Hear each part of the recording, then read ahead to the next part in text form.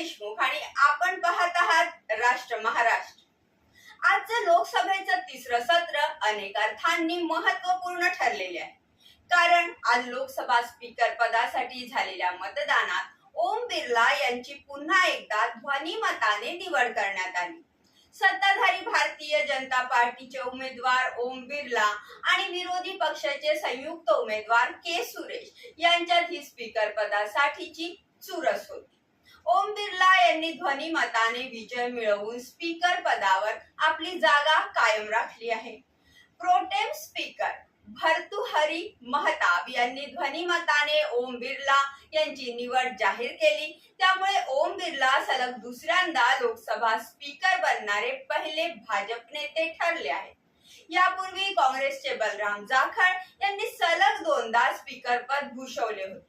पंतप्रधान नरेंद्र मोदी यांनी ओम बिर्ला यांचे अभिनंदन केले आणि त्यांना पुढील कार्यकाळासाठी शुभेच्छा दिल्या। ओम बिर्ला यांची अनुभवी नेतृत्वावर पंतप्रधानांनी विश्वास व्यक्त केला।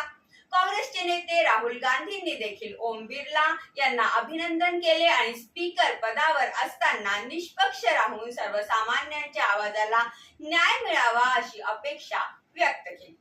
राहुल गांधींनी विरोधकांच्या भूमिकेचे महत्त्व देखील अधोरेखित केले।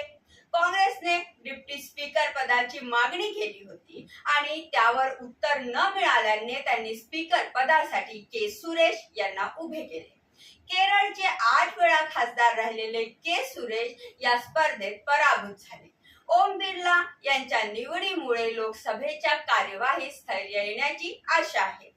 त्यांच्या नेतृत्वाखाली हाऊसने देशाच्या विविध मुद्द्यांवर चर्चा करून योग्य निर्णय घेण्याचा प्रयत्न केला आहे आणि तसंच ते पुढेही करत राहतील अशी अपेक्षा आहे। या निवडीमुळे लोकसभेचे कामकाज अधिक सुलभ आणि सुव्यवस्थित होईल अशी सर्वांची अपेक्षा आहे। ओम बिर्ला यांच्या नव्या कार्यकाळात लोकसभेची कार्यक्षमता वाढेल का हे पाहणं महत्त्वाचं ठरणार आहे। या विषयावर तुम्हाला काय वाटते, तुमचे काय मत आहे ते आम्हाला खाली कमेंट बॉक्स मध्ये कमेंट करून नक्की कळवा। आज एवढेच, परत भेटू एका नव्या विषयासोबत। तोपर्यंत पाहत रहा राष्ट्र महाराष्ट्र। आमच्या चॅनलला लाईक करा, सबस्क्राईब करा आणि व्हिडिओ आवडला असेल तर जास्तीत जास्त शेअर करा। धन्यवाद।